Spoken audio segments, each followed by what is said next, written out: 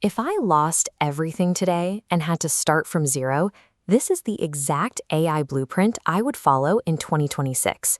You don't need a coding degree or expensive software. Right now, open a blank document. You are going to build your roadmap alongside this video.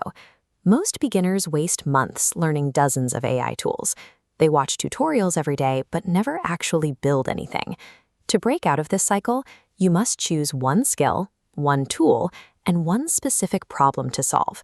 This focus is the only way to move from a student to a business owner. Week 1 is dedicated to your first milestone, selecting a specialized skill.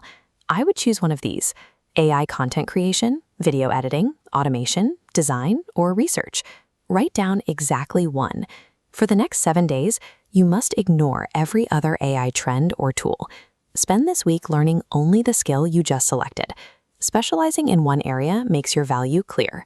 Businesses look for specialists who can solve a specific problem, not generalists who have a surface-level understanding of everything. In week 2, you will create your own proof of work. You don't need to wait for a client to give you permission to start. Your first task is to build 3 sample projects that demonstrate your ability to use your chosen AI tool effectively. Next, write one hypothetical case study. This should explain a common business challenge and the specific steps you took to solve it with AI. Finally, create a visual before and after example. This provides a clear look at the practical results your service provides. Don't let perfectionism stop you. Mock projects are a standard way to demonstrate your technical capabilities when you are starting with no prior clients. A completed portfolio builds trust more effectively than simply telling a potential client that you are currently learning AI. This collection of 5 items changes the nature of your outreach. You are presenting a measurable solution to a business problem. Once your portfolio is ready, week 3 is about active outreach. Look for potential clients in these 5 categories: small businesses, YouTubers, coaches, local companies, or other freelancers who need support. Your goal is to contact 30 individuals over these 7 days. Track your progress in a simple spreadsheet. You aren't looking for a high-paying contract yet. The goal for this week is to secure your very first client and earn your first testimonial. Focusing on that first testimonial lowers the pressure of the initial reach out. This first yes validates your model and gives you the momentum to keep going. In week 4, you will begin transitioning your time into something more scalable.